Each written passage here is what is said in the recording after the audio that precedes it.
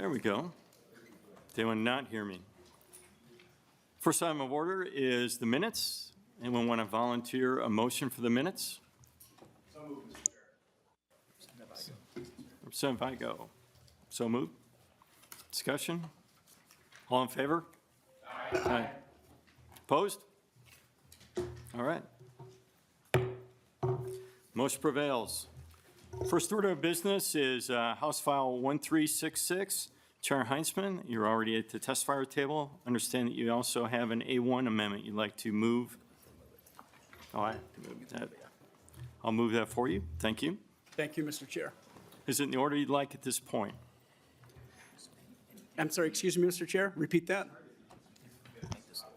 Okay. Any discussion on the amendment, members? All in favor, so the A1? Aye. Aye. Nay? All opposed? All right, motion carries. Representative Heintzeman, Chair Heintzeman, to your bill. Thank you, Mr. Chair. Members, today before you, House File 1366, as amended, is a bill that would replace existing turbine generators in the Brainerd Hydro Dam and put in some new equipment. And I have a testifier here today, Mr. Chair, who can quickly walk the committee through that. Please proceed. Good afternoon, Mr. Chair and members. My name is Chris Evans, and I am the Director of Brainerd Public Utilities in Brainerd, Minnesota. Thank you for hearing House File number 1366. This important bill provides funding for upgrading structure and components at our locally owned hydroelectric facility. We have a handout in the member packets that will give you some details and pictures of our facilities. The city took ownership of this historical site 11 years ago. The site runs mostly with original and vintage equipment. With that equipment, we achieve less than 5% of our city's annual demand. By implementing and leveraging the new technology, it will help our community utilize local renewable and clean energy for a portion of our electrical needs as we continue our journey on the pathway to meeting our 2040 energy standards. We can more than double the present output of this in-state homegrown renewable resource by upgrading the technology and equipment to harness the power of the water provided by the Mississippi very efficiently, even at low flows. I would also like to add that we recognize the budget challenges that the state faces and would be grateful for any consideration that might be able to provide. Our plan is to invest $14 million over the next 4 years to get this facility to the new capacity level. You all are invited to visit the site. Thank you again. Recording in progress.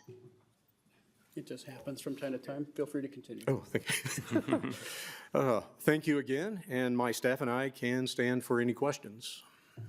Members, any questions?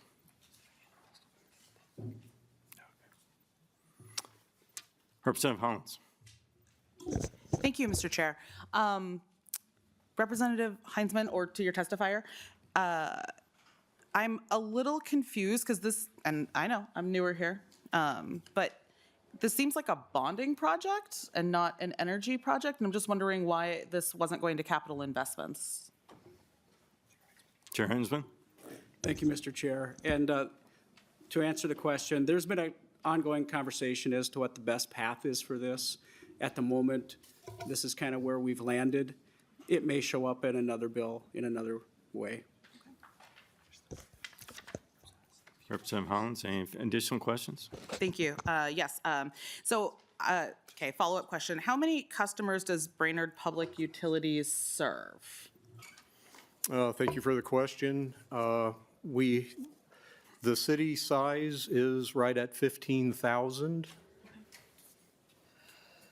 Representative Hollins. Thank you. And so the Public Utilities serves the entire city of Brainerd? Does it serve any outside of the city? Chair Heintzeman. Brainerd Public, thank you again for the question. Brainerd Public Utilities serves the city limits of Brainerd as well as some territory within the city of Baxter, and we have some outlying areas in some of the township and unincorporated area. Representative Hollins. Okay, thank you. And so if you were to ask the the people, the ratepayers for the BPU to pay for these upgrades, what would the impact be on them? Thank you. Obviously, the Brainerd currently is in 4 census tracts as far as poverty, the economic development side of it. So we are very conscious of trying to keep our rates low. As far as the benefit, the hydro is just part of our renewable portfolio that we are currently have. When I say that, we have purchase power agreements with AEP right now for 2 solar projects that are in the city. And between the solar projects and the hydro projects, that the renewables support roughly 3,000 households. And again, this project is to try to keep low and available electric costs and to help meet our goals for the 2030, 2035, 2040 targets for clean energy. Representative Hollins? Thank you for that. I appreciate it. You know, I was going to say that it feels like this is socializing the cost of this across the state for the benefit of a few people, but I also appreciate the fact that a lot of the folks there are lower income and you're trying to keep the rates low for them. So I'm not going to accuse you of socialism. One further question. Yes, ma'am. How's this moving in the Senate? Chair Heintzeman? Thank you, Mr. Chair. So as I led with, this is a conversation starter, and we're going to continue to see what the right path is. If this does rise to a level that it earns support from both chambers and here in the House, it could, like I had also mentioned earlier, show up in a couple different ways.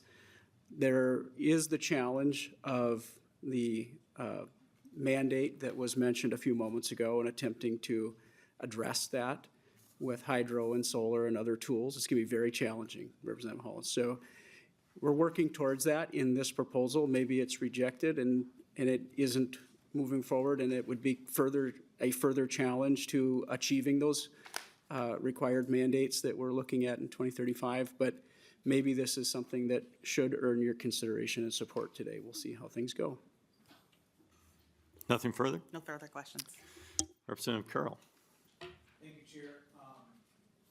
And this is to either of you, whoever knows. So I'm particularly interested in this. I'm surprised that we don't have more water dam power that's produced. So why are only two turbines operating Chair Heintzeman? out of the 5? Thank you for the question. Again, as I stated in my earlier comments, that this plant is historical. It's well over 120 years old. It was originally a hydro facility for the paper mill that was in the town at the time. So we have 2 generators that actually date back to 1912. So they've been in service for 112 years, basically. At this time, we have some of the older units. One is down for maintenance. The other one, not to get too technical, but requires a governor to actually control the flows just because of how the generation works. And so that's the reason that we're down those number of units. But again, going back to their age and size, that when they are up and going, that, you know, we get 5 to 7% of our total needs now. Whereas the new technology with the new generators, they can operate more efficiently, as well as operate in periods of low flow on the Mississippi. As you're probably aware, that we are probably like 3 or 4 years into a drought. So the normal flows that come through that part of the Mississippi haven't necessarily been there, and so the output is proportional to flow. So the new technology would give us opportunity to generate more energy even at times of low flow. Representative Carroll? Okay, I guess I didn't hear a response, but you can move on. Chair Acom?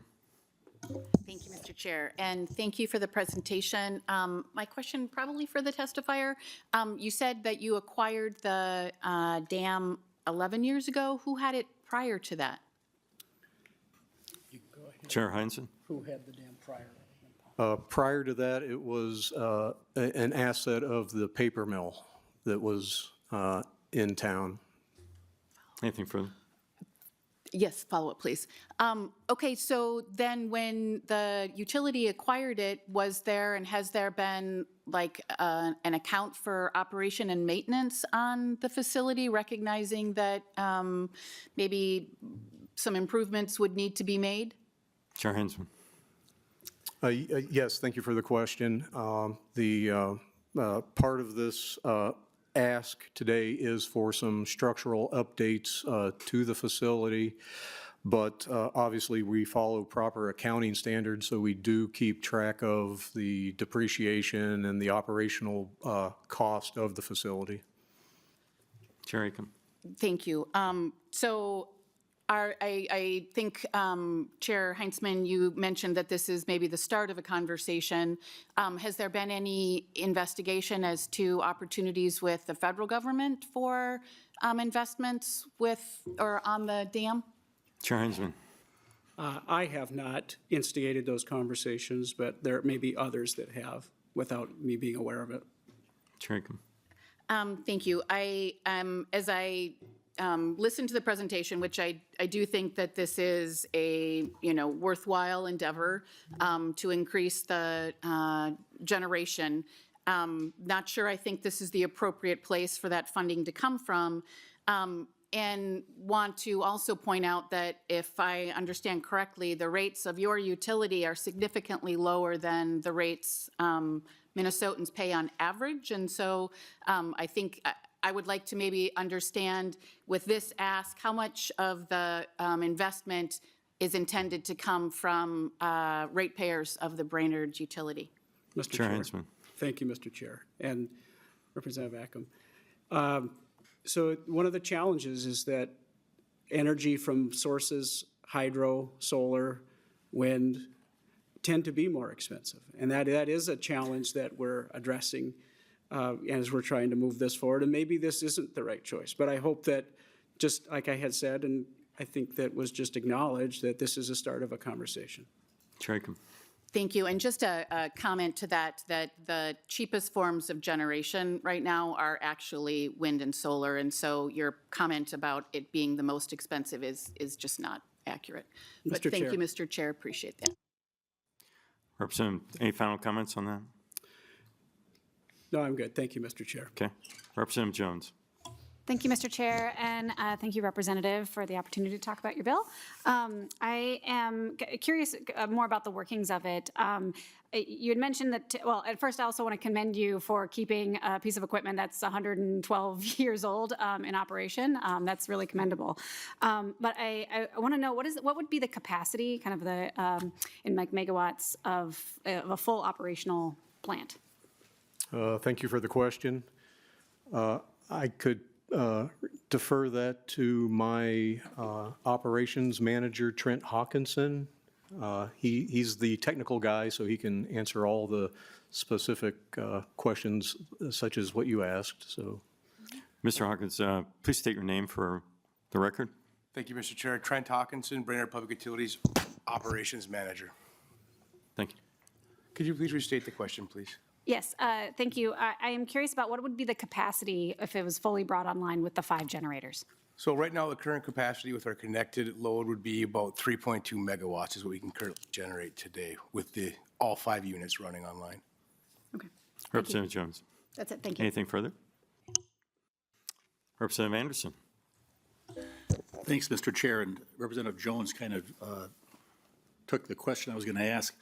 You know, for being over 100 years old, keeping 2 of those antique generators running to me is a compliment to your maintenance staff. I mean, these things are big, heavy duty and big hunks of iron. So congratulations on keeping them going. And, you know, this kind of fascinates me that getting power like that from the dam and the river. So whether this is the right place or not, I support the project. So thanks, Representative Heintzeman. Representative Representative Murphy? Thank you, Mr. Chair. Rep. Heintzeman, I was just curious, you know, as far as what the life of the hydro plant would be. I mean, the first group seemed to last pretty long. Our recycling costs are pretty low up to this point, but how long do you expect these new generators to last? Chair Heintzeman. Thank you, Mr. Chair, and thank you, Representative Murphy, for the question. I doubt 120 years. And as was mentioned earlier, you know, referencing the age of the equipment, it is astonishing to see Babbitt bearings still in use and some of the technology there and the size of the equipment. But I would defer to my testifier on what the longevity might be for modern equipment. Hawkins. Thank you for the question. Typically, right now, we're looking at about 25 years for a total rebuild. So these units have been rebuilt over the years, rewound, some different things like that. So the existing generation today, we think we can keep going for another 100 years, to be honest. The challenges we find there are finding parts and pieces to keep something that now could be 200 years old operating. The new generation now, at 25 years of a total rebuild, will continue to prolong the longevity for this for many years to come. Representative Murphy, further question?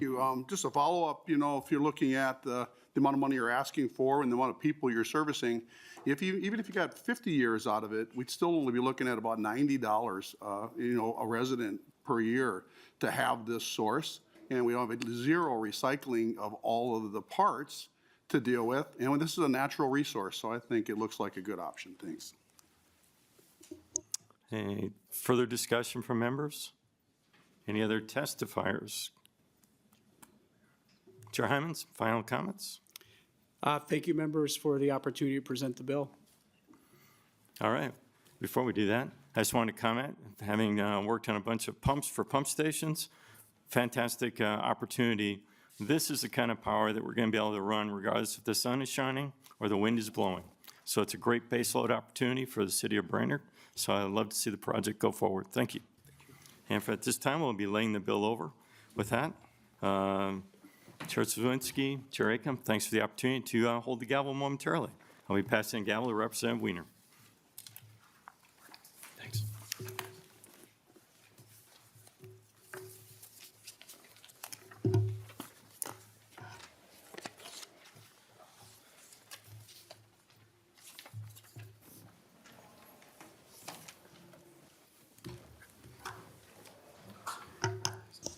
All right. Thank you, Representative Sexton, Chair Swazinski, Chair Acom, for the opportunity to chair the Energy Committee today. Our second bill today is 2803 from Representative Hudson. And you are seated already. Thank you very much. I move that 2803 be moved to be laid over. And I also understand, Representative, that you have a DE amendment that you'd like to get in, add to this bill. Is that correct? That is correct, Mr. Chair. I would like to move the DE. Okay. So with that, I would like to move the DE amendment. Is there any discussion? Hearing none, all in favor say aye. Aye. All opposed, say no. Motion prevails. Representative Hudson, to your bill. Thank you, Mr. Chair and members. So House File 2803 is a bill that would ensure that our transition as a state towards clean energy does not come at the expense of child exploitation. What it does is it requires that large energy infrastructure projects and carbon-free technologies, and indeed all large energy infrastructure projects, whether they're considered to be clean energy or not, certify that they were not, did not have child labor involved in their supply chain before they can secure a permit from the commission in order to move forward. That's the basics of it. We can get into more details as we go through testimony and discussion. Okay. Thank you, Representative Hudson. We don't have any other testifiers at this time. Is there anyone from the public who would wish to testify? Seeing none, we'll open it up to member discussion. Representative Kraft. Thank you, Mr. Chair, and welcome to the committee, Representative Hudson. So appreciate your bringing some focus on child labor. It certainly is a very important issue. and I think, should be of concern to all of us at all levels. In this area, it's generally a pretty heavy focus for the federal government. Why are you suggesting that as a state government we take it on when I can't find any other states that are doing that? Not that we can't be first, right? But I can't find any other states that are doing this. Representative Hudson. Thank you, Mr. Chair, and thank you, Representative Kraft, both for your welcome. It's actually after 3 years the first time I've been in this room. It's always nice to discover new areas. Yes. Yeah. But to your question, so why Minnesota? Why at the state level? I thought about that long and hard, actually. Minnesota has a proud tradition of moral leadership in this country, in the United States. In fact, if you walk these Capitol grounds outside and even throughout the building, we make tribute to individuals who've been important figures in our state's history who did exactly that, who led on issues specifically of moral and social importance long before others followed their path that they found. I think we can honor that legacy by implementing something like this. I think we have for far too long patted ourselves on the back as being ethical and moral and righteous and benevolent because here in our country and in our state, we have a wide variety of regulations and laws that are intended to create a economy that is, to the best extent possible, free of exploitation. Issues like wage theft and discrimination and our Human Rights Act and a variety of other issues. We've gone to great lengths as a legislature in order to keep our people from being exploited. At the same time, our economy benefits from those same exploitations taking place in other parts of the world. And we seem to be comfortable with that and continue to pat ourselves on the back. I think that is a type of moral hypocrisy that Minnesota's leadership in this area would signal to the rest of our several states and to the nation as a whole and to the world as a whole that we are going to remedy through an action like this. Representative Kraft. Thank you, Mr. Chair, and Representative Hudson. So I also noticed that you spoke about within Minnesota, that there's been, have you noticed that there's a rising amount of child labor law violations in our state over the past several years? And if that's of interest, I'd be interested in working on that with you. So have you noticed that? And is that something you're considering? So let's say, have you noticed that? Representative Hudson. I'll take your word on it. It is not something that has been brought to my attention specifically, but certainly we should be addressing that in addition to addressing it throughout our economy and supply chains. Any follow-up? Yes. Representative Kraft? Yep. Thank you, Mr. Chair. So then I would ask a question, a few other things. Why this specific area? Because there are many areas. I mean, you could look at chocolate, cocoa. There's a significant area of where there's child labor violations around the world. Aluminum, palm oil, makeup, cosmetics. Why focus on this specific area, and why aren't you looking at things more broadly than this? Representative Hudson. It's a fantastic question, and I have two answers. The first is I'm entirely open to casting the net wider and looking at ways how we could be more conscientious in how we engage with the global economy to ensure that we are not taking comfort in our own abundance and luxury at the expense of the exploitation of people around the world. That's the first answer. My second answer as to, in this instance, why am I proposing this specifically for large energy infrastructure projects? It's because I've happened to notice that in this sector, there seems to be a disproportionate amount of reliance upon other nations' lower standards of both environmental impact and the exploitation of human beings that we, in my opinion, have way too much comfort with. And I did not bring stats to back up that sentiment, unfortunately, but I would stand by and put my money on the bet that this industry is disproportionately responsible for that particular type of imbalance between how we get our things versus where they come from. Representative Kraft. Thank you, Mr. Chair. I'm not so sure about that, but we don't need to debate which supply chain is worse. There's significant issues to address. So given that, what you've said, you've noticed this area, then is it also something that you have will join me in supporting and pushing back on the Trump administration's consideration of stopping investments in the Inflation Reduction Act, which many of those are meant to onshore the production of solar panels, batteries, things like that, that may be things you have noticed with this child labor. Because that's one of the, we're hearing that that is going to be disinvested, and that is a way to kind of root cause to drive more of that investment into our country. Will you join me in rejecting that? Representative Hudson. Thank you, Mr. Chair. Thank you, Representative Kraft. I'm unfamiliar with the specific provisions that you're talking about that may be being pursued by the Trump administration.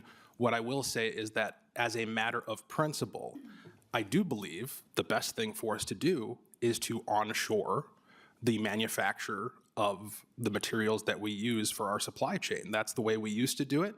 That's what fueled the middle class.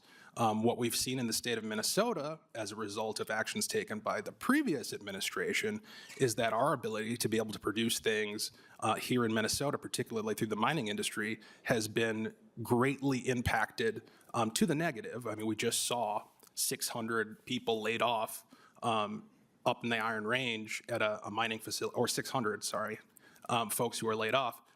I mean, we're not doing ourselves any favors by relying upon foreign entities to provide us with materials for our supply chain, both in terms of our own populations, our own residents' economic best interest, and also the moral and ethical and social interests that are so often evoked in this body as justification for imposing all manner of mandates, with many of which we've seen over the past 2 years on businesses to do things in certain ways. Again, I don't think we ought to take great comfort and pat ourselves on the back for performatively doing things that apply here while benefiting from violations of the underlying ethical and moral principles elsewhere in the world. Representative Kraft. Thank you, Mr. Chair. So, Representative Hudson, I'll be sure to share with you those provisions where the administration is trying to roll back some of this stuff, and we can, we'd love to work with you on that. As I said, I share your concern on child labor.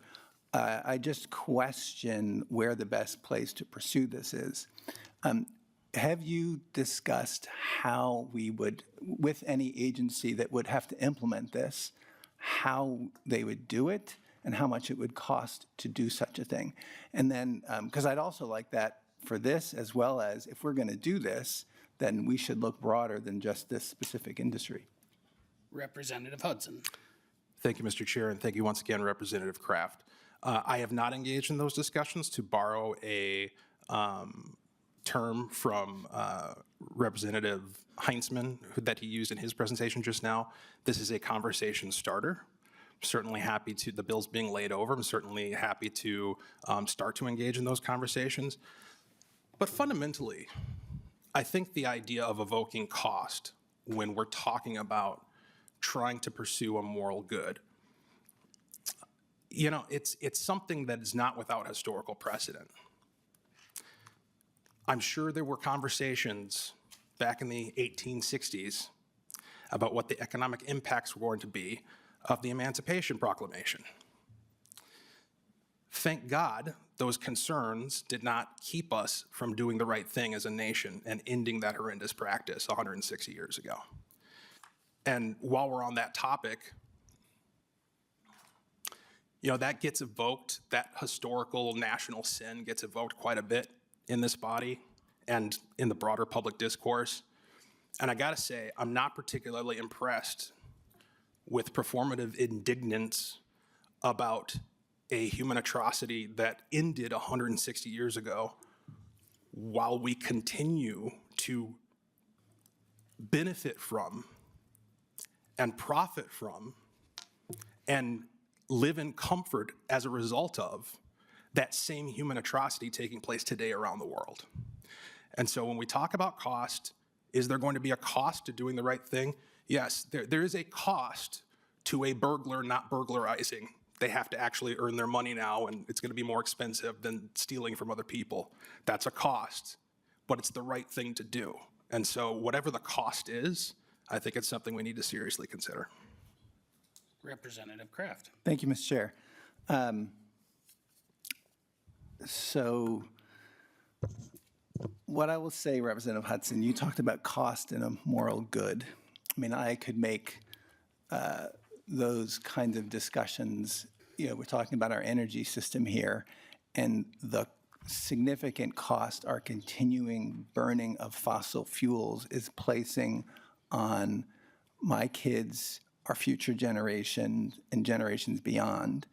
And, you know, if I were to make that argument, cost doesn't matter, right? We should do that to, yeah, I think there would be some on the other side that would be, may contest that a bit.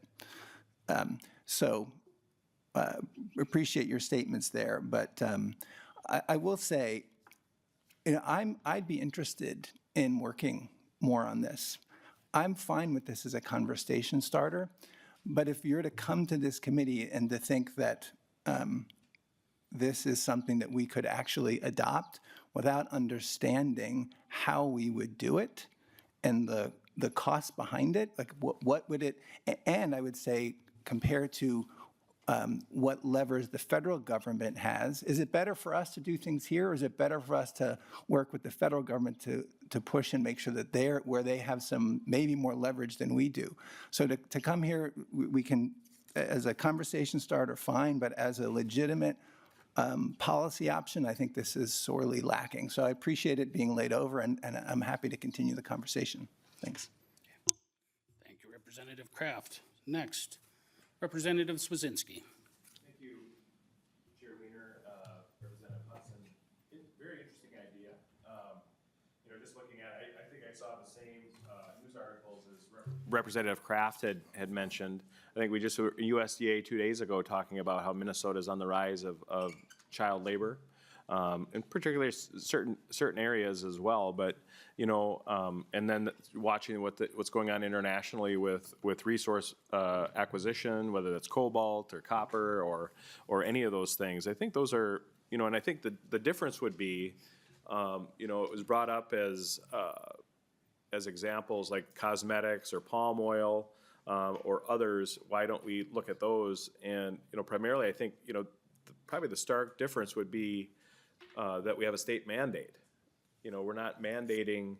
Why I think your idea has a little bit more legs on it than other industries is that we have a state mandate, we have a state rule, carbon free by 2040. We have, you know, we have programs that give taxpayer dollars to these industries so that they will build this stuff. Subsidies from the federal level, subsidies from the state level, all while supporting the quote unquote the cheapest energy available. And, you know, I think that's probably, you know, maybe if we're looking for a reason why we would even get engaged in this conversation of ideas, why it would maybe take precedence other areas is that we as a legislative body actually are making decisions, essentially moving the goalposts essentially on generation. And, you know, just Minnesota's own headlines just 2 days ago was talking about how we're on a rise. And, you know, I think it's actually pretty timely, quite frankly, that we're hearing this bill. I want to thank the chair and Hudson for bringing the bill forward. And, yeah, so there you go. Thank you, Representative Swazinski. Not hearing a question in that, I guess we'll go to Representative Jones. Thank you, Mr. Chair, and thank you, Representative, for bringing this bill so we can have a conversation about it. Just hearing the conversation so far, I was actually just thinking about, you know, part of the issue is, you know, we use energy when we need to use energy. But a question for you, what is the cleanest and cheapest form of energy? I'm just curious. Representative Hudson. I do not have access in front of me to the latest statistics on that. Okay. Representative Jones. Yeah, thank you, Mr. Chair, and thank you, Representative Hudson. It's actually one of my favorite phrases, is the cheapest and cleanest kilowatt hour is the one that we never use. So I think this bill honestly also helps to make the case around energy efficiency. When we can use energy more efficiently, when we can conserve energy, when we invest in programs that help us to do that, that helps to lessen any of the concerns or many of the concerns that are mentioned here. And not only energy in our homes, but also in our vehicles as well. So if we think about how we're designing our cities, making sure that the places where we want to go are closer so we can have opportunities to get there via multiple different modes, that it doesn't take as much energy to get to those different places. So I honestly really appreciate the opportunity to be able to talk about energy efficiency, because it's one of those things that is a win-win-win. It's a win for the environment, it's a win for child labor, it's a win for our pocketbooks and for our communities. So thank you. Thank you for your statement, Representative Jones. Representative Frazier. Thank you, Mr. Chair. Thank you, Representative Hudson. I am glad that this is a bill that is looking to prevent child labor, because we are seeing bills in other states that are looking to ease the ability for there to actually be child labor and to make it legal. So thank you for bringing something opposite of that. We can get into a whole political philosophy about that, but that's not why we're here today. But you did mention the atrocity of slavery in this country. And you would agree that there was a great cost to the folks that were enslaved. Would you agree to that? Absolutely. Would you also agree that there's a debt owed to those folks that were enslaved? Representative Hudson. To my knowledge, none of those folks who were enslaved are alive today. Representative Frazier. Are you familiar with the way estate law works? Representative Hudson. It's a crash course that I've been on for going on 3 years. Representative Frazier. Thank you. If there's a debt owed to an estate, the descendants of that estate are entitled to collect on that debt. So would you agree that there's a debt owed to those folks that were enslaved? Representative Hudson. Thank you, Mr. Chair, and thank you, Representative Frazier. I'll note that I think we're exceeding the scope of the bill, but I'm happy to answer the question at any regard because it is an important question. I think my concern is twofold. One, to Representative Kraft's point, if we're going to play this game, we're never going to stop playing it, because there are a lot of people groups who have abused and enslaved and murdered and raped and killed other people groups throughout history. If we're going to go back decades upon decades, centuries upon centuries, and try to right all those wrongs through modern redistribution of wealth, I think that's a game that we're never going to stop. That's a merry-go-round that we're never going to get off of, number one. Number two, I'm just not sure how we would apply it. Like, for instance, my heritage. I'm virtually everything under the sun, as far as I know. I'm what you might call a mutt. My mom's white, my dad's black. Does that mean that I'm just, like, I even out, right? I'm not owed anything from anyone because I have equal heritage, presumably, that was on both sides of that moral imbalance? How do we administer that justly? That's the difficulty. And thirdly, coming to mind, I think the focus on past historical debts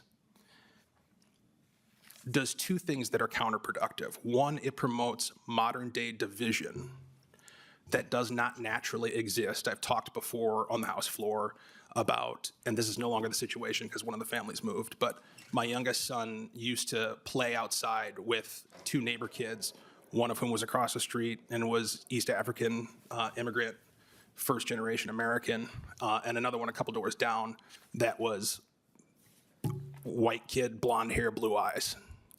And my kid is quarter black. And so here they are, the full spectrum of the racial rainbow, having fun, enjoying each other's company, doing the things that kids do, getting into fights, apologizing to each other, going out and playing again the next day. Not a care in the world about what each other looks like, not evaluating each other on that basis. And then we're going to send them to school and teach them that, no, actually, He owes you a debt because of something that happened to your great-great-grandfather that your great-great-grandfather may have not actually had any connection to whatsoever. I think that's a divisive concept. I think it's counterproductive in that way.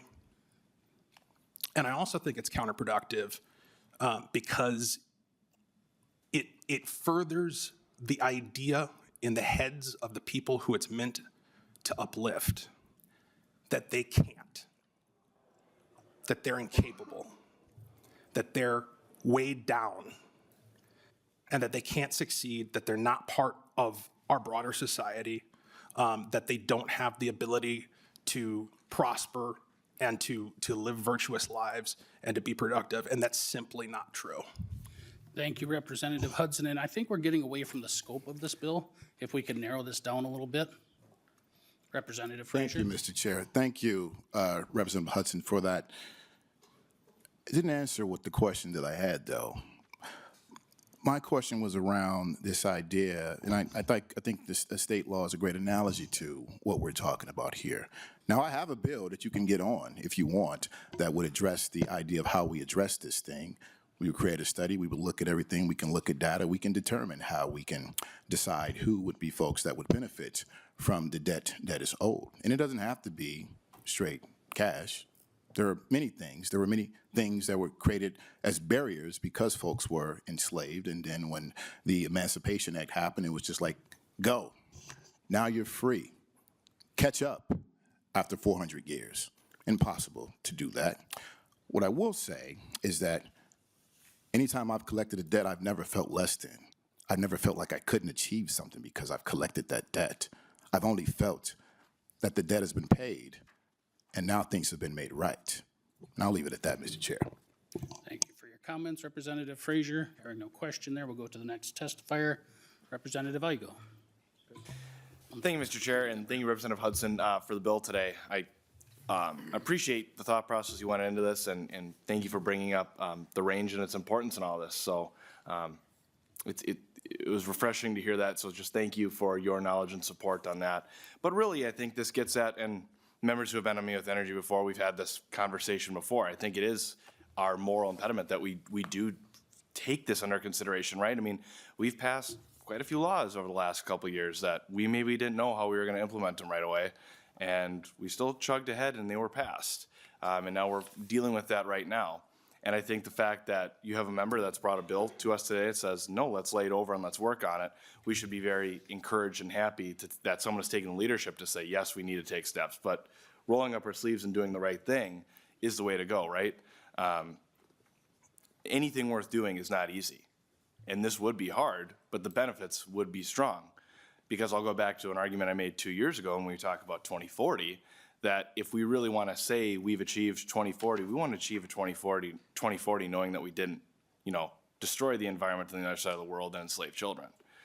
And I think that should be something that's very important, close to home, and should cross all political boundaries that we should stand united on. So I appreciate how straightforward the bill is because it gets at one of the core pillars of one of the largest problems. And as someone that's done some research into this and looked into this, when you go to places like Indonesia, the Democratic Republic of the Congo, and you see the conditions, the first thing that you'll catch is the 8-year-old child that is in the bottom of the hole, that is covered in dirt with no protective gear, no shoes, and is trying to get these minerals out of the ground to build what the bill is getting at. But then if you pan out of that image, that image enough is alone to hurt, traumatize, and really give you a fire in your belly to want to make a difference on that. But when you pan out, and then you see where they're living and what their environment looks like because of the zero regulations that are around that, then it gets really haunting. And by taking a step like this, and by saying that we aren't going to allow companies and countries to be able to destroy the next generation of human beings and the environment for all future generations, we can start to slow that ebb. And we can really make a difference. And this committee knows, and I'll say it again, everything that would be covered in this bill today can be taken out of the ground 200 miles north of this Capitol and can be done in a way that protects the environment, protects labor laws, and Minnesota can be the leader. But it's not just Minnesota. We're finding these things now all over our country. And maybe, and maybe Representative Kraft, we can have a discussion on this too, but talking about some of the Trump administration pulling back on some of these onshoring effects, maybe they're pulling back because they don't want to invest in facilities that are still taking these raw materials that are destroying the earth and destroying families. And I haven't looked enough into that proposal yet to see if that's the case, but that's maybe where my mind goes right away. Because when we talk about the war in Ukraine, I know that the United States of America, even this state included, divested from Russia. The United States put sanctions, divested, did everything they could in Russia, except for one thing. We increased demands of nickel. So our demand for clean energy is funding a war effort to oppress and destroy another country. That is a very staggering and wrong move by our country when we have those resources here. So Representative Hudson, I really appreciate this bill because this conversation needs to be had more and it needs to be had louder.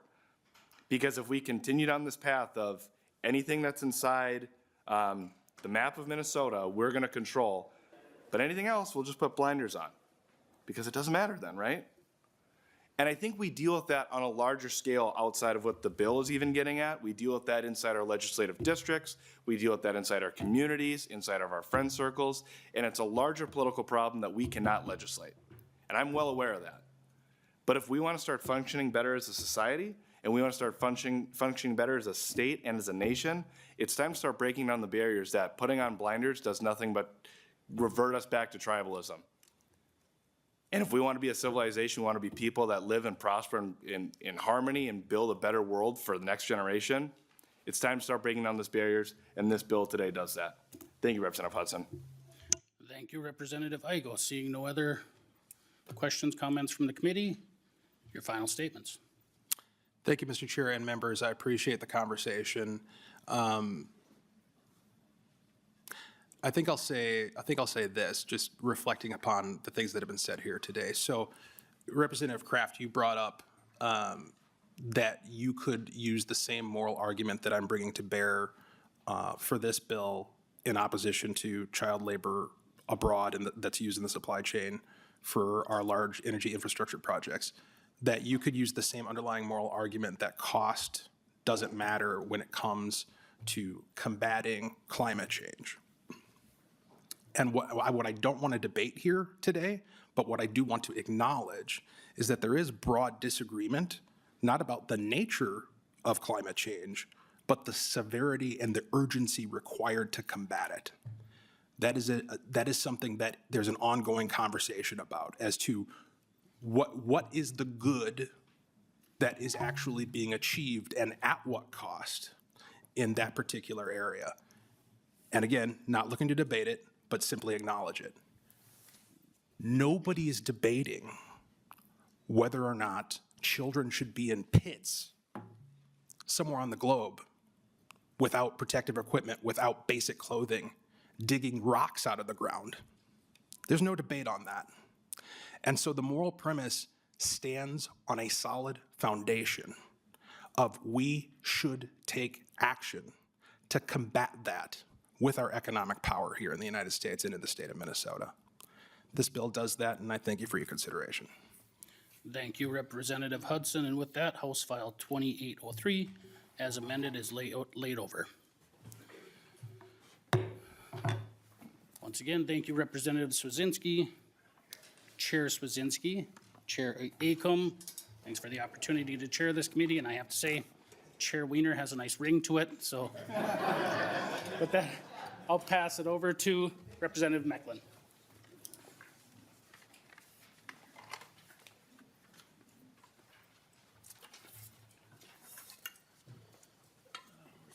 There he is. I didn't see Mr. Burkel.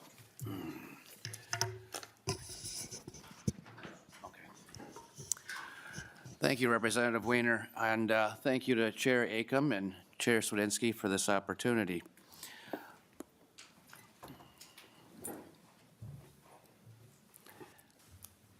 I welcome Representative Burkel. Today you have House File 1859. Are we laying this over? Okay.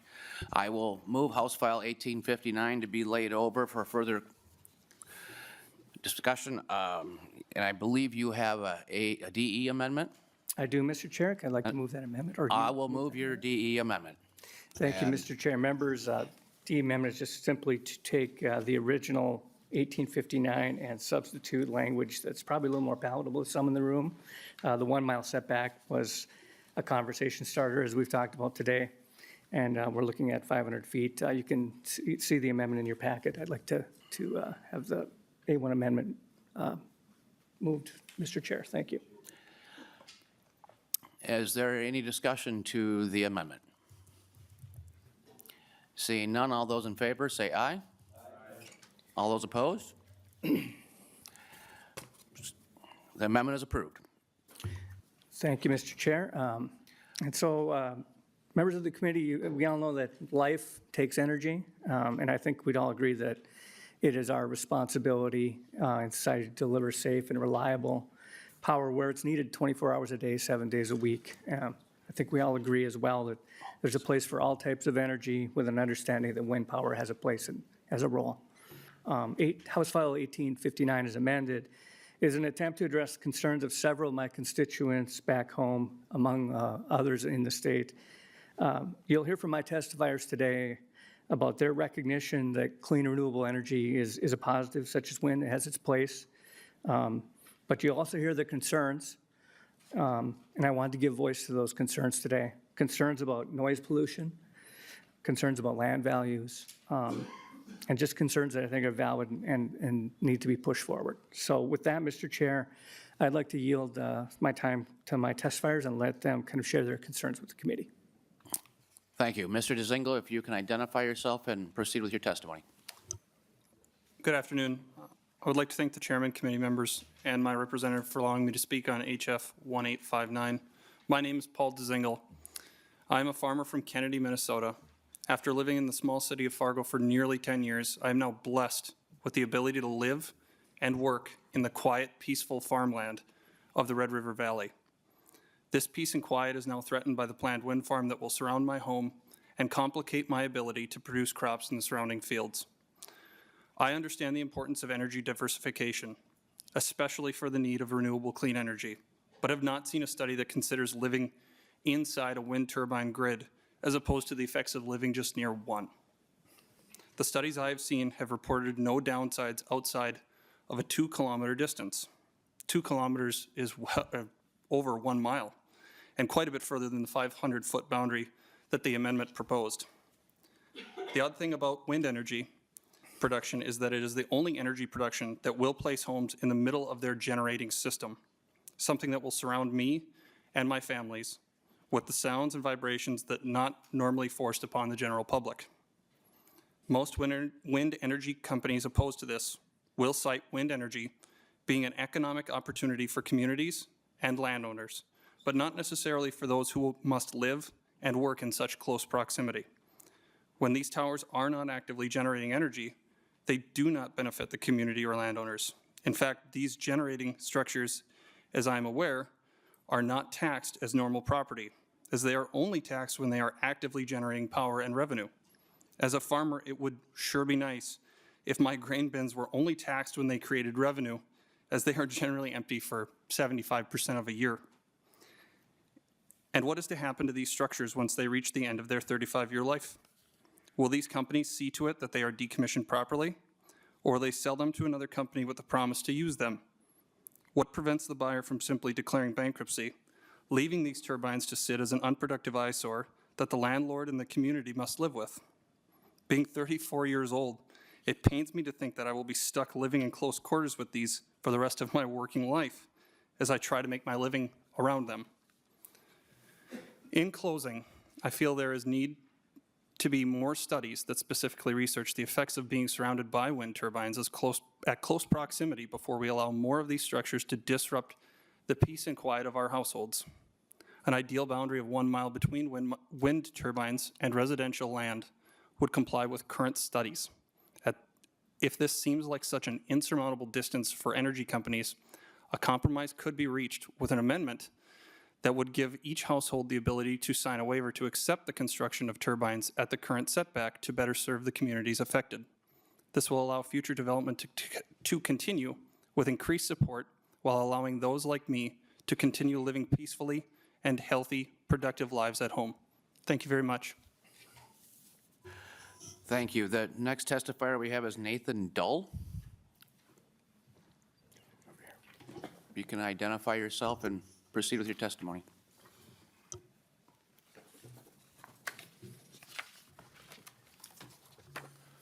Thank you, Chair Meckland, co-chairs Swedzinski and Acom, and members of the committee. My name is Nathan Dull. I serve as the Senior Field Manager with the Minnesota Land and Liberty Coalition. We're a statewide group of farmers, landowners, ratepayers, business and community leaders, and advocates of an all-of-the-above energy strategy for Minnesota. We're united by support for protecting private property rights, investing across Minnesota, building a resilient, reliable energy grid, and ensuring the United States' national security. Thank you for the opportunity to testify today, and thank you to Representative Burkel for bringing House File 1859 for discussion. We appreciate the author's amendment to the bill, as we believe the original language would have threatened private property rights and deterred significant private investment in greater Minnesota communities. We also appreciate the provision by allowing for a reduced setback if mutually agreed upon by both project and residence owners. We are concerned, however, that uniformly applying a 500-foot setback to wind and solar projects overlooks the significant operational and structural differences between the technology and places unnecessary restrictions on solar development. Minnesota Land and Liberty is active in 55 counties across Minnesota, and in our experience, even the counties with the most restrictive policies toward solar have a setback between about 100 and 200 feet from the center line of a county or principal arterial roadway. That compared to the bill's 500-foot setback from the edge of the road. While residential setbacks vary more, they typically range from 200 to 500 feet depending on zoning district, project size, and other considerations. Fundamentally, we believe that counties are best positioned to determine these setbacks as each project and each parcel of land is unique. Codifying a setback like this in state statute may not account for the unique nature of each county. Our farmers are struggling with varying crop yields, threats from corporate farms, and general uncertainty in the commodities market and the future of ag programs. Clean energy investment offers a crucial opportunity to livelihoods. Lease payments provide reliable income, allowing farmers and landowners to secure their financial future while contributing to U.S. energy independence and diversifying our electric grid. While this directly benefits local farmers and landowners, Minnesota's energy production tax keeps 100% of over $18 million annually in tax revenue in the counties where these projects are operating, offering financial security to county and municipal governments, in addition, easing the tax burden on hardworking residents. Thank you for hearing our comments and concerns. Thank you. Thank you. The next testifier will be Carol Oberland. If you could identify yourself and proceed with your testimony.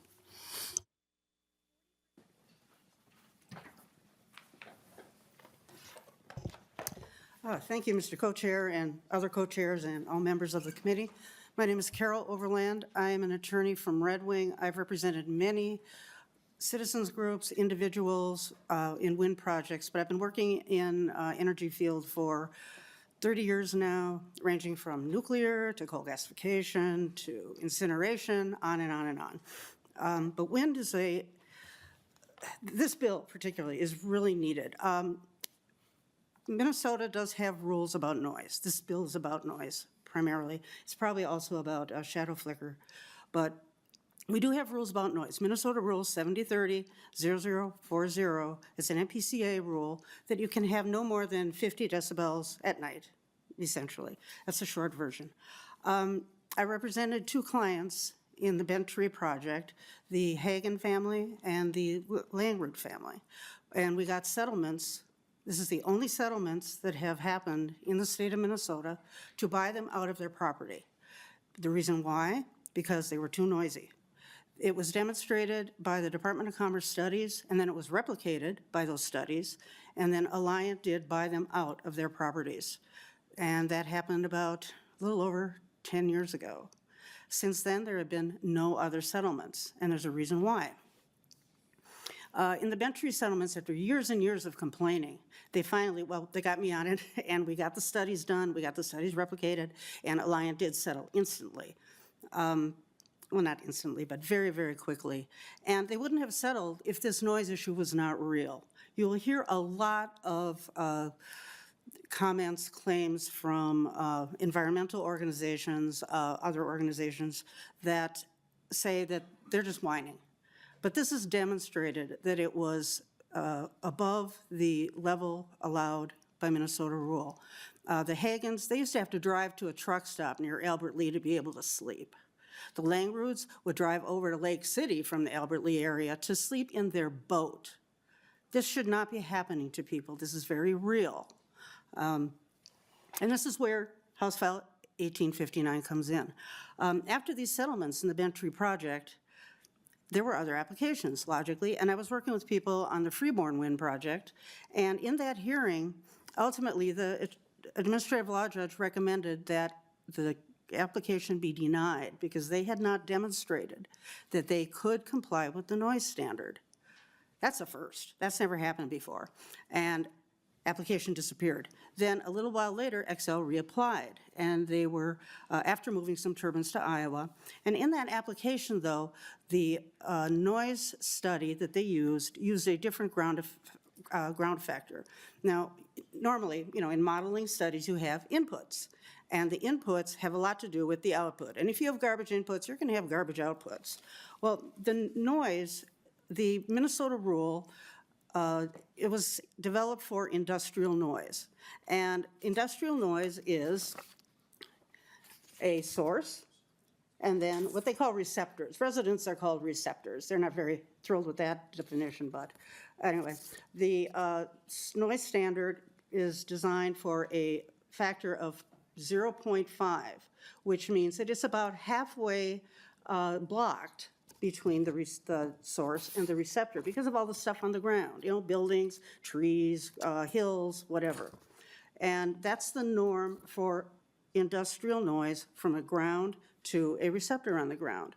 Now, the problem is with wind is figured, up until just recently, on a 0 ground factor, because when you're looking at a wind turbine and you're trying to determine the noise impact on people, you've got a wind turbine way up in the air, and then you've got the receptor on the ground, and there is nothing in between. So it goes directly to them. And this is why this ground factor is important. And what happened is, in the Freeborn project, in the beginning, the administrative law just said that they had not demonstrated that they could comply.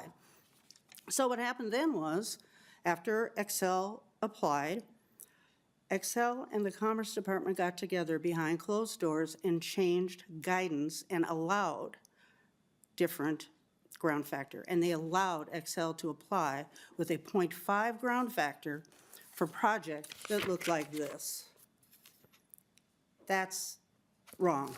We were interveners in that. We got no notice about it. We weren't invited to be part of the discussion, and they changed that.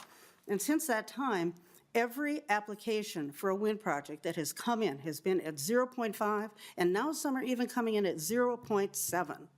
There is no excuse for this. And again, that's where HF 1859 comes in, because a 1 mile setback would help alleviate this problem. People are suffering under those wind projects.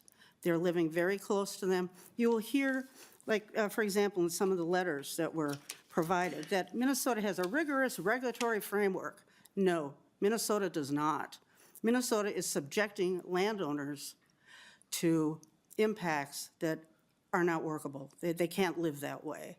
And that's why this bill is particularly important, that 1 mile setback, because there is no workable regulation of wind noise. Thank you. Any questions?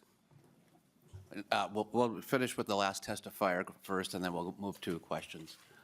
The next testifier will be Jacob Baki on Zoom. If you could identify yourself and proceed. Mr. Chair, thank you, and members of the committee, especially for this opportunity to testify before you over a Zoom meeting, which I know is not ideal. My name is Jacob Bakke. I am a resident of Kennedy, Minnesota.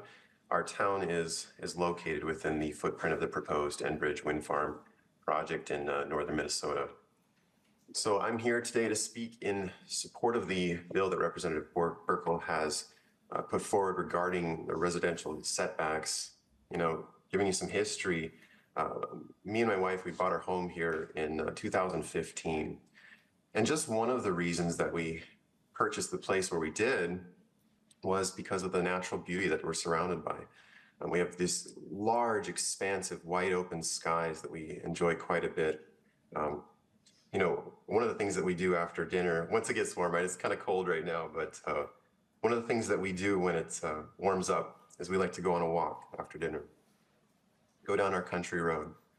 And what I find myself doing on these walks is I'll sometimes pull up my camera and take pictures of the beautiful sunsets. And sometimes when there's big billowing clouds of storms rolling in, I'll take pictures of those because we get the really pretty skies.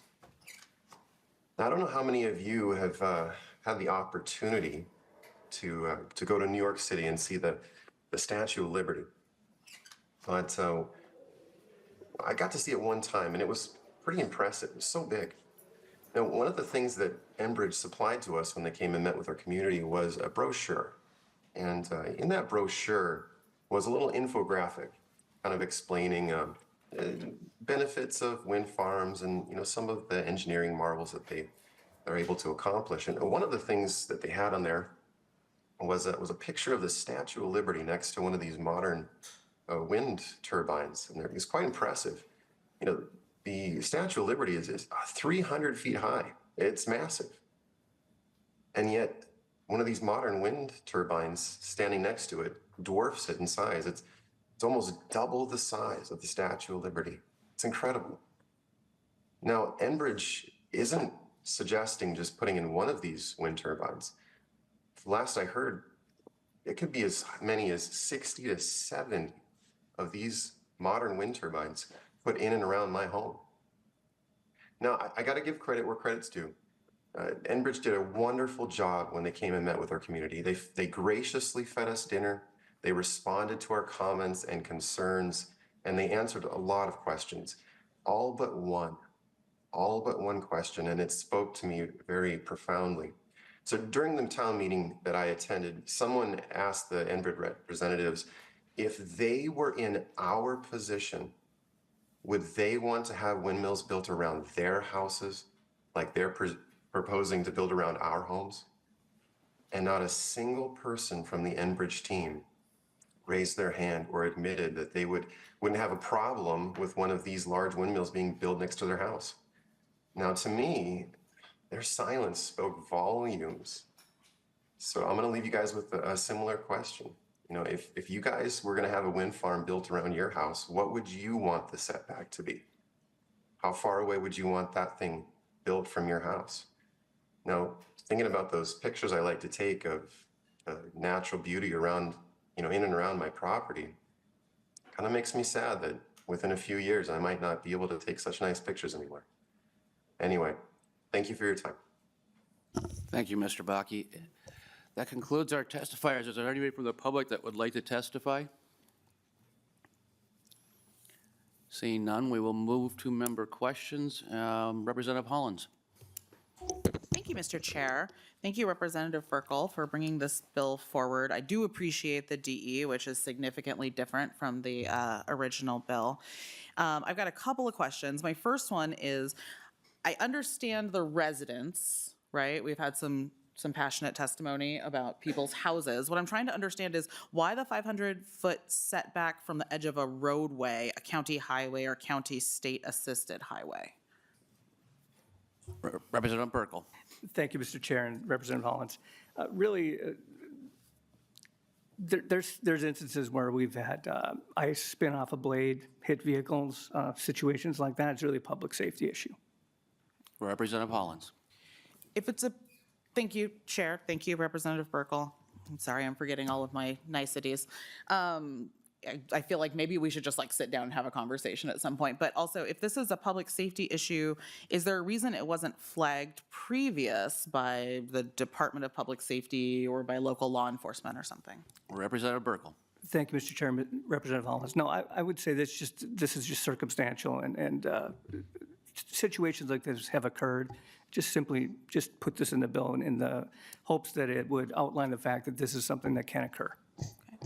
Representative Hollins. Thank you, Mr. Chair. Okay, that makes sense. And then my other question is, I guess, I think when we first started, I remember we got paired together like back in 2000 over Zoom, and I told you that I grew up in a rural area, not here, but in Hawaii.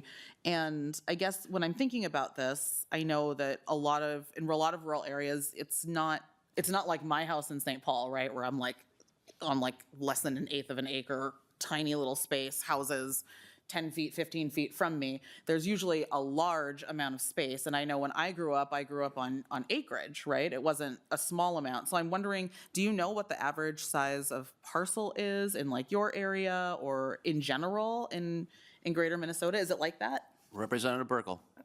Thank you, Mr. Chair and Representative Hollins. I can't answer that in particular for Kittson County. I can say that Kittson County has 4,900 residents countywide. I couldn't give you the exact number. I have to do some math, but maybe, I don't know, do you have a rough idea of the average size farm? Maybe my testifier would have a guess. Mr. DeZingle? I can't attest to the average size of a farm or the average size of parcel, but as a farmer, one of my most common breakups of a field is called a quarter, which is a 1/2 mile by a 1/2 mile. And in Kittson County specifically, it's very broad, flat, and everything is almost perfectly gridded except for the occasional river. If I could broaden on that about the distance between houses and stuff, in my township, we have 14 households. I think there are 36 square miles. Kittson County has less than 5 people per square mile, including any what we would call a town. But my neighbor to the north is a mile away. My neighbor to the south is 1,700 feet away. My neighbor east of me is 5 miles, and my neighbor west is 5.5.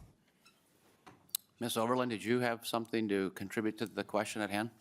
Yes, please, thank you. One of the issues with this distance in siting is that many of the turbines are sited on land owned by absentee landowners. And then what they've tended to do, what I've found in my experience in working on 7 or 8 wind projects, challenging them in the siting of them, is that when they're sited on absentee landowners' land, they're often sited right next to homes on the neighboring land. And that is a problem. And so the people end up having to live right next to those turbines, and there's no one there. Or also, if someone gets a wind contract, then they avoid that person's home and they site it away from their home. And in each wind project contract, there is a section that says you can't sue. So the people that are hosting these wind turbines, they can't sue about any of the projects, but the neighbors, they have no recourse because they're living right next to it and they're having to live with it. Representative Hollins. Thank you, Mr. Chair. Thank you. I appreciate the testimony. I guess I'm a little perplexed because, so when we say residence, do we literally mean the house? Yes. Okay, and not the land? Mm-hmm. Okay. Okay, that is very helpful for me because I know, right, like on my parents, the farm that they had, they specifically put their house in a place that was not near the edge of their land to make sure that whatever the neighbors ended up doing was not going to bug them. But I will say they also have neighbors that have, we don't have any wind turbines, but we do have some solar that has been put in nearby and, have experienced, I'm only speaking from my personal experience, but have experienced no negative consequences of that. And in fact, they like it because it means that there's not other people there. They'd rather have a solar field next door to them than have people build their house right next door to them. So, but I understand what you're saying now. So residents, not necessarily the land. Okay, that's helpful. Thank you. Representative Swazinski. I should say Chair Swinsky. Thank you, Chair Macklin. Are you a chair too, Burkel? I'm a vice chairman. Vice Chair Burkel. It's usually a pretty good guess this session just to say that. But no, I appreciate the bill. I think it's, I think citing in general is a conversation that we should be having. Whether, no matter what that is, whether that's whatever. That's a conversation we have in rural Minnesota about barn siting. Where is a legitimate place to build a barn? So, oftentimes, if you're looking at a high head, those things are always considered on where it is, the proximity to other people's yard sites, and the rest. And so, the letters are interesting, talking about, the, landowner rights and the rest. And it'd be interesting if those same groups would carry that conversation into other aspects and other places as well. And so, this is a solid bill. I think it's got some legs potentially. But just in general, I appreciate the willingness to conversation. I'm guessing some of the testifiers here had quite the drive, so we appreciate your willingness to come down. As a rural member, where a lot of these projects are cited, oftentimes it's a pretty big lift for folks to come down to the Capitol and make the drive and speak their minds, and it is a concern. It is a concern because oftentimes, these are projects that are maybe XL or XL power purchase agreements that are not even on XL territory. These are XL projects that are being built or power purchase agreements or whatever on rural co-ops. And so, how that process happens and that resource and the rest, and then who actually gets to decide? Is it folks here in St. Paul? Is it folks back home? If there's a robust system, county by county, where county boards can make some of these decisions, I'm not sure. Maybe that would be a question to Ms. Carol Overland. Oh, thank you. Yes, that would be my question. So how much influence does a local county board have on the siting of a solar farm, regardless of size, or a wind turbine, regardless of size, from rural residents? Could they just make a policy and stick to it, or how would that process work? Full disclosure, I am on the, thank you for your question, and thank you. I am on the Planning Commission for Goodhue County, just full disclosure. The energy system for like wind projects, they have to be above, I think, a 50 megawatt level for the state to take it on, and then the counties only and townships only have the opportunity to participate as far as intervening or making comments in that process. Although townships do have an option because they control roads, you can have a township road ordinance that could prohibit use of those roads for putting wind projects in. So that has happened. I know of 4 townships that have done it. 2 of them, I have worked on them with that. But essentially, counties, the biggest problem is that counties don't have the expertise to deal with a wind project. Do they have any idea of noise modeling? What do they know about that? What do they know about, they know a lot about siting something and where the drain tile is, which is always an issue, but that's something that, comes up in comments. But as far as the meat of the issue, whether it's needed, would the county know anything about that? I doubt it. And so there are problems there. The counties don't have a robust system.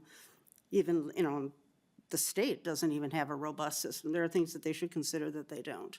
So it is an issue, and it needs more conversation, absolutely, because this is getting to be a problem in, like, southwestern Minnesota. If you drive through there, drive down 90 at night and look at the lights flashing, and you'll see the impacts. They're everywhere. Chair Swinsky? No. Representative Jones. Thank you, Mr. Chair, and thank you, Vice Chair Burkel, for coming and speaking with us today. So I am just looking at the original bill and the DE, and also the title of the purpose for the bill, and there was a big change I wanted to note, and I had some questions around that. So there were 2 big changes. One, that the DE includes solar, not just wind, but solar too. And then secondly, the change in the setbacks. Can you explain, please, those 2 changes? I'll just go. Thank you, Mr. Chair. Representative, the reason really for the big change, keep in mind, as my testifier explained, Kitson County is expansive. There's lots of area. When we think about space up there, a mile isn't very far, right? I drive 6 hours to get home. So, I mean, the concept was just really a placeholder of the bill to start the conversation based on my folks back home and the constituents who live in this area. But knowing that in my conversations with Great River Energy and others down here in the last couple of weeks, that was really, a mile is a long way, right? And for companies to work with that, I realize that's an issue. At the same time, the noise pollution situation is real. And the more I've read about it, the more I understand about it, that's a conversation that just doesn't seem to be had. There's also an environmental impact on wildlife that's not really understood. Reproductive activity, mating habits. We talk about birds being hit by blades, but there's other things happening there. Predation issues and whether or not animals can evade predators the way they normally would. So there's a lot of things we don't really know about what's happening in the wildlife world too. But the mile setback initially was really just the start of the conversation with my folks back home, and the 500 feet is the evolution of that. Representative Jones. Yeah, thank you, Mr. Chair, and thank you, Vice Chair Burkel. So I appreciate the explanation as placeholder. Now you're kind of like narrowing it down, and yeah, having it be less extreme. That is a good thing. Also, no, can you also explain the other part of my question? Why add solar to this? Representative Burkel. Thank you, Mr. Chair, and thank you. It's really just roping in all the renewable, really, and having the conversation around whether or not anybody wants a field of solar panels next to them. That's really the only reason it's in there. Representative Jones. Thank you, Mr. Chair, and thank you, Vice Chair Burkel. Yeah, I kind of understand the rationale, but basically, based on what we've heard from testifiers, I mean, we've only been hearing about wind, and so that makes me really concerned that we're lumping in two technologies together that are very, very different in how they operate, the space that they take up, they're, vertical versus horizontal. Just the impacts in general are very different, and so I have particular concerns about that, and it just doesn't seem to be the impetus of your bill. Right. Representative Burkel. Yeah, thank you, Mr. Chair. I'll just, if you want to comment too, but I understand what you're saying, and I agree. And when we're talking about noise, that's one thing. But I think what we're getting at and understanding, and I'll go back to Representative Holland's comment earlier about when we first came in. We were, if you remember, we had this conversation about the cultures of where we live, right? And understanding that where we live in northwestern Minnesota is entirely different, and just the space that we have, right? And having a huge solar field next to us is just not something we're used to. So it's really about what visually we're seeing. My testifier, Jacob Baki, just talked about that at home, right? Going for that walk, being able to take that picture and not have lights shining and flashing everywhere is really what he's talking about. So it's a culture thing as much as anything. Representative Jones. Thank you, Mr. Chair. Mr. Chair, may I make a comment about setbacks? Ms. Overland. Thank you. Typically, for a wind project, it was 1,000-foot setback was standard, and now it's risen to 1,500. That's the typical setback from a residence for a wind project. Representative Jones. Thank you, Mr. Chair, and thank you, testifier and Vice Chair Burkel. Yeah, I guess I'm a little confused because it seems to be a little all over the place. We've heard about culture, we've heard about noise, we've heard about environmental impact. And that just the differences in the technologies, it just feels a little just not focused. And so, yeah, I just want to make that comment that I don't know that we're fully, I think to your point, you went from your initial bill to the DE and we're kind of narrowing, but I don't feel like we're really there. So, thank you. Representative Kraft. Thank you, Ms. Chair and Representative Burkel. So mine's question is an extension of Representative Jones' question. On solar, why have the setback that you're proposing on roads? Representative Burkel. Thank you, Mr. Chair. Part of the reason would be snow removal in our area is a big deal, right? But what do we got here? Glare. Oh, glare, yes, glare too. But I think the issue is, once again, public safety will be part of it, and snow removal, and as my testifier just wrote down, glare from solar panels along roads. Representative Kraft. Thank you, Mr. Chair. All right, so if you want snow removal, I could see maybe, I don't know, 10 feet, 20 feet, 30 feet, but 500 feet? What kind of snow removal are you doing up there? You haven't seen the snow we have up there. You need to come and see the snow. You're forgetting right there. Representative Kraft, are you? Okay, I think I'm good. I really appreciate the discussion on the wind. I think there's some valid points. I think you're stretching it on the solar comments. Thanks. Representative Anderson. Thank you, Mr. Chair. My question or comment doesn't deal directly with placement, but it would have to do with having these wind towers around a farm. And Mr. DeZingle, I don't know exactly what crops you raise. I would guess probably soybeans and wheat, probably corn, canola maybe. Anyway, and all those crops need to be sprayed during the growing season. And could you talk about if you had a really wet period and you couldn't get your ground rig out in your field, and you may have to have an airplane come in there to spray your crops? Would that be possible if you had wind turbines kind of surrounding your farmland? Representative Burkel. I think my testifier is going to take that. Thank you. Yes, to Mr. DeZingle. Thank you. We actually do rely on aerial spraying, specifically for fungicide, just because once the crop reaches a certain height, you do undue damage with the wheels that you have on your equipment. And yes, when it does rain, with the lack of elevation change where we are, I mean, it is very flat. We're talking a 2-foot difference on a mile west of my yard. And my local ag sprayer was not too excited to know that there would be wind turbines going in, and it is a huge risk. We had asked Enbridge about that safety on spraying around them, and yes, a stationary object is easy to avoid. The issue is that if they're operating them, that's not a stationary object. So we asked, what happens if I need it turned off? And they said, absolutely. We can absolutely shut that off. And we said, well, when you're spraying, you generally need the correct wind because your neighbor might not have the right crop for any kind of overspray.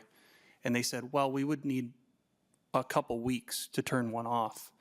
And we said, well, most of the time we get 30 minutes. I don't know if anybody's seen Midwest weather, but it's very quick to change. Representative Anderson. Oh, thanks, Mr. Chair. That's a great answer, that it's difficult. Wind turbines create a real turbulence behind their blades. And the testifier that was online talked about the towers being about 600 feet high. And I was at a meeting back home this past summer where this same topic was discussed. And when you add the rotor to the top of that turbine up there, you're talking 650 pushing 700 feet high. These really big new turbines can be. So really big structures, they're very efficient, but it does make farming around them a real challenge. So thank you, Mr. DeZingle. Representative Murphy. Thank you, Mr. Chair. Thank you, Representative Burkel, for bringing this bill. I just have a couple comments about the inclusion of solar. So I was fortunate enough, just in the later part of March, we had the University of Minnesota people come and talk to us about solar fences. And my suggestion is we have all these fences along I-90, and we could put these solar panels right on where those fences are, and that'd be a great idea. And I learned quickly that won't work. And the reason it won't work, if you look at where the snow fences are, they're not in the right of way. They're back a long ways. And you know what they told us at the University of Minnesota? What's the reason they need to be all the way back in the field? Is it's the top height, not the bottom height. I suggested, why don't we just open up the bottom a lot? And they said it won't work. He said, you'll create so much turbulence from having that height high. If you park those solar panels right next to the road, we're going to agitate the snow going across the road. And so that's the reason why there should be a setback for solar. But it has everything to do with how tall those solar fences are, and that's handy from the University of Minnesota. So thank you for the bill. And the last one is a very, very brief statement or question from Representative Weiner. Well, thank you, Mr. Chair, but actually Representative Murphy kind of stole my thunder because when the wind blows out in greater Minnesota, there is generally what happens, especially in the open countries, they'll leave rows of corn to collect that snow. And it has to be far enough away. If it's too close to the roads, MnDOT, counties, and so forth have a real tough time because the snow will build up on the roads.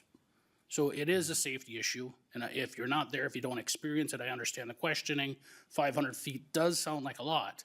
At the same time, when that wind is blowing, I can think of Starbucks, some of those areas at the top of the hills, those snow fences are a long ways back. When it comes over the hills and starts piling up, and I think that's kind of the intent of this, is to make sure that we don't cause another problem by putting these solar panels, farms, too close to the roads. So it's a valid reason. Thank you, Mr. Chair. Seeing no more questions. Oh, Sexton, Representative Sexton. Thanks, everyone. I've been reaching out to a friend. I happen to be good friends with a gentleman who manages all of the wind farms down in the I-90 area. And one of the questions I had, being familiar with rotary wing aircraft and the rotors on those wind turbines, is slinging ice. And I'm not so sure 500-foot setback from a roadway is far enough because they accumulate ice faster as they're spinning, much like I did when I flew helicopters. And then once they starts melting off, it starts slinging it. And they actually, according to him, have to shut down in that instance about 5 to 6, maybe more times per year. And that's that company's policy, but that's not a policy overall. And a chunk of ice coming off a rotor blade that large would be the size of a car coming your way that you wouldn't see coming. Just give you a little perspective. So I'm not so sure 500 feet back from a roadway is far enough. Thank you. Thank you. Representative Burkel, any closing statements? Well, thank you, Mr. Chair. I think we all share an understanding that various forms of energy each have their own importance, but I think this bill is a reasonable approach to starting the conversation, and I want to really thank my testifiers, Paul here, for making the long 6-hour-plus trip down from Kittson County to share his situation, and really look forward to continued conversation, and thank you, Mr. Chair. Thank you, Representative Burkel. With that, House File 1859 as amended will be laid over for further consideration. And Chair Akam, would you like to opine? I'm not opining. I just want to thank you for the bill presentation today. Wanted to maybe talk about next week. We are scheduled to meet again on Tuesday to hopefully go through a negotiated budget bill for our committee. We're in the process of negotiating, waiting for some feedback from the GOP on offers that have been made. So certainly hope that we can gather on Tuesday to walk through that bill, and thank you all for your involvement in that. With that, that concludes our business for today, and we are adjourned.